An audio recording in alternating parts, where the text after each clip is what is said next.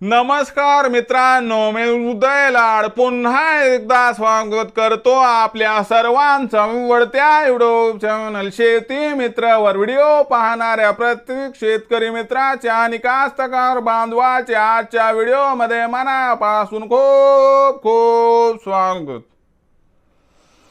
मित्रांनो, thumbnail पाहितलं, title वाचलं हो मित्रांनो, सामान्य सोयाबीन उत्पादक कास्तकार बांधवांसाठी सर्वात महत्त्वाचा व्हिडिओ की आता सोयाबीनच्या पिकामध्ये 100% करा सल्फरचा वापर। मग सध्याच्या कंडिशनला सोयाबीनच्या पिकामध्ये सल्फरचा वापर का करावा, किती करावा, कसा करावा आणि सध्याच्या कंडिशनला सोयाबीनच्या पिकाला सल्फर देण्याची काय आवश्यकता आहे आणि जर आपण सध्याच्या कंडिशनला सोयाबीनच्या पिकाला सल्फर दिलं तर याचा काय फायदा होणार, या प्रश्नाचं अचूक उत्तर जाणून घेण्यासाठी आता आपण सर्वांनी हा व्हिडिओ सुरुवातीपासून शेवटपर्यंत नक्की पाहावा।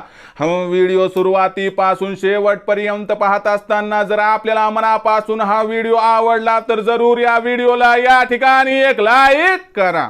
जास्तीत जास्त कास्तकार बांधवांपर्यंत हा व्हिडिओ पाठविण्यासाठी या व्हिडिओला या ठिकाणी जरूर शेअर करा।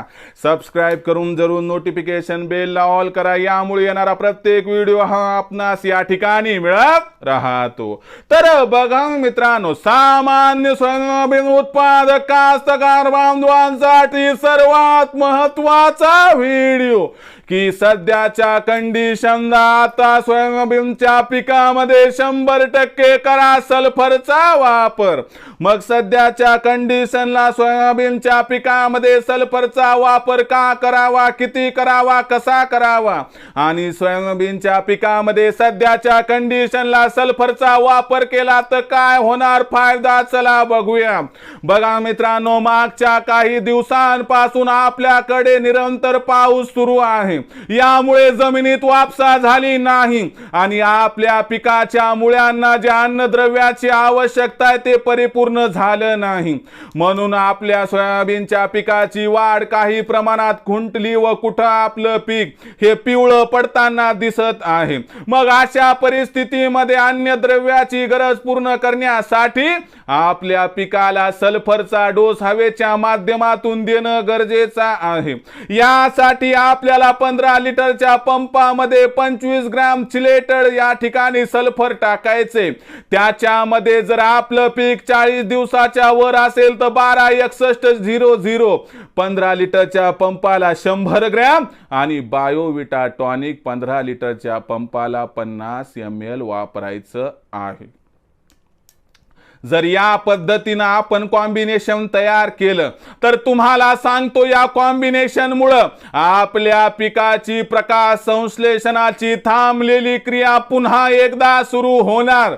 यामुळे आपल्या सोयाबीनच्या पिकाला वाढीसाठी आवश्यक असणारे पोटेन्शियल मिळणार, ज्यामुळे सोयाबीनच्या पिकाची एकीकडे वाढ होईल, दुसरीकडे मुळ्या नासण्याची भीती, मुळ्यांना बुरशी लागण्याची भीती कायमस्वरूपी संपेल। मग भविष्यात कितीही पाऊस पडू द्या, काही टेन्शन घ्यायची गरज नाही। म्हणून लक्षात घ्या मित्रांनो, 15 लिटरच्या पंपाला 126100 100 ग्रॅम, 15 लिटरच्या पंपाला बायोविटा 50 ml, 15 लिटरच्या पंपाला 25 ग्रॅम चिलेटेड सल्फर, या तिन्हीचं कॉम्बिनेशन एकत्र करून मित्रांनो आपलं पीक 40 दिवसाच्या वर जर झालं असेल तर लगेच करा फवारणी, सोबत कीटकनाशकाचाही वापर आपण या ठिकाणी करू शकतो। तर मित्रांनो, या पद्धतीने जर आपण सल्फरचा वापर या 4-5 दिवसातील वापसा न झालेल्या शेतामध्ये केला तर आपल्या सोयाबीनच्या पिकाला बुरशी लागण्याची भीती संपेल व सोयाबीनचं पीक असं जबरदस्त पद्धतीने वाढेल की टेन्शनची गरज नाही।